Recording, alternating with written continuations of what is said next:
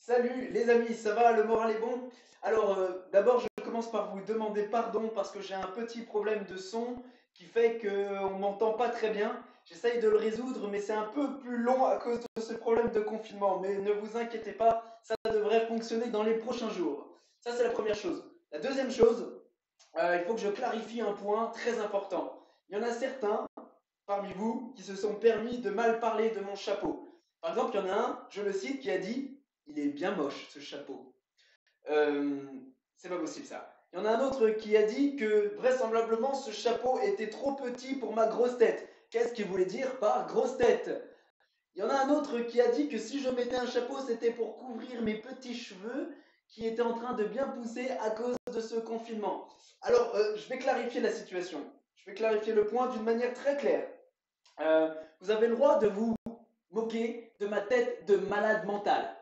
Vous avez le droit de charrier mes petits poignets de crevettes. Vous avez le droit de vous moquer de mon physique de collégien qui ferait de mal à personne. Vous avez même le droit de me charrier sur la manière dont je dis YouTube et pas YouTube. Ok, vous avez le droit. Mais s'il y a bien une chose que vous n'avez pas le droit de faire, c'est de mal parler de mon chapeau préféré. Personne ne parle mal de mon chapeau préféré. Ok?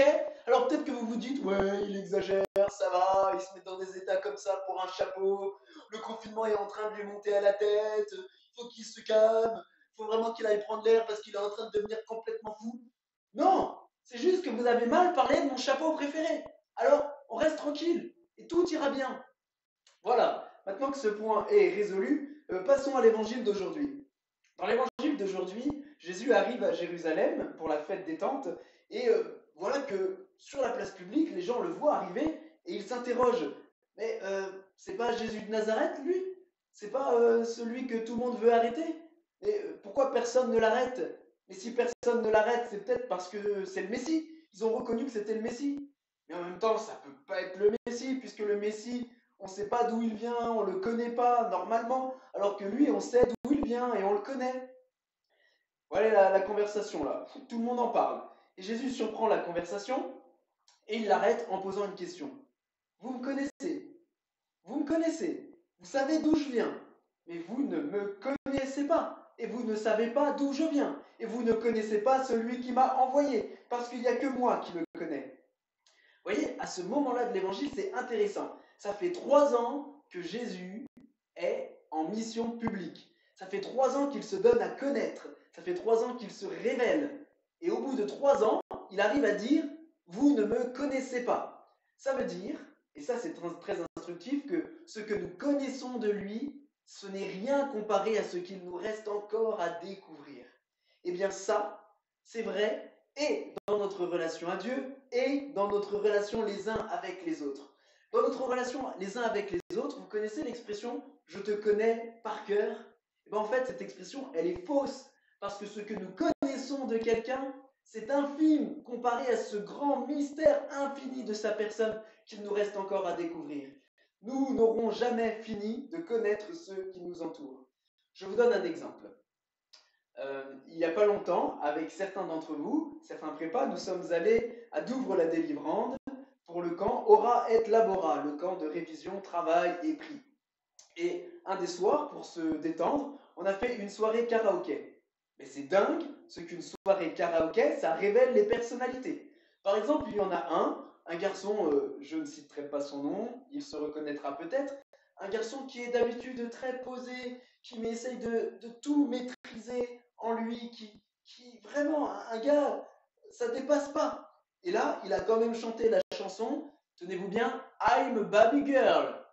I'm a Baby Girl. Allez voir la chanson sur internet, vous allez voir, ça vaut le déplacement. Eh bien, non seulement il l'a chantée, en plus il la connaissait par cœur et en plus il y a mis de l'entrain. Comment c'est possible que ce garçon-là, que je connais depuis tant d'années, chante I'm a Baby Girl? Alors, pour être sûr d'immortaliser le moment, on l'a pris en vidéo et c'est certain que cette vidéo, elle ressortira le jour de son mariage.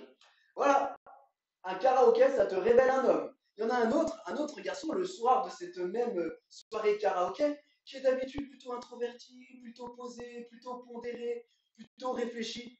Mais là, c'était une bête de scène. Il connaissait toutes les musiques, il dansait dans toute la salle. Son rythme cardiaque s'est mis tellement accéléré qu'on a cru qu'il allait faire un malaise. On a dû lui mettre de l'eau sur la tête pour le calmer. C'est fou. Ce qu'une soirée karaoké, ça te révèle, ça te transforme un homme. Et pourtant, ces deux garçons, ça fait des années que je les connais. Jamais j'aurais imaginé qu'ils avaient une telle personnalité. Comme quoi, on n'a jamais fini de connaître quelqu'un. Donc ça, c'est le premier message que je voulais nous envoyer. N'enfermons jamais les gens dans ce que nous connaissons d'eux. Que ce soit en bien ou que ce soit en mal, nous avons toujours à découvrir davantage de leur personne. Et c'est vrai également dans notre relation à Dieu. Ce qui fait le plus de peine à Jésus dans l'évangile que nous venons de commenter, c'est précisément que nous ne connaissons pas celui qu'il est venu révéler. Nous ne connaissons pas celui qui nous aime. Ça me fait penser à ce que disait Saint François, qui marchait dans les rues d'Assise en pleurant et en gémissant, en disant « L'amour n'est pas aimé, l'amour n'est pas aimé, l'amour n'est pas aimé ». Eh bien, mes amis, profitons de ce confinement pour apprendre à mieux connaître celui qui nous aime, apprendre à mieux aimer cet amour qui nous aime. Vous voyez, quand je parle de ça avec des personnes et que je leur propose, je leur dis, mais t'as qu'à lire un évangile en continu. Tu vas découvrir en lisant un évangile en continu, de voir comment Jésus marche, comment Jésus parle, comment Jésus pense, quels sont ses sentiments, quels sont ses réflexes, pour apprendre à mieux le connaître. Chaque fois que je propose cette situation, cette solution, on me répond, mais j'ai pas le temps, j'ai pas le temps, j'ai pas le temps.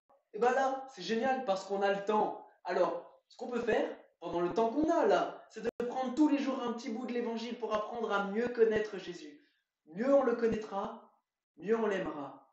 Mieux on l'aimera, mieux on le fera connaître et mieux on le fera aimer. Allez, vive Jésus, que Dieu vous bénisse, à bientôt.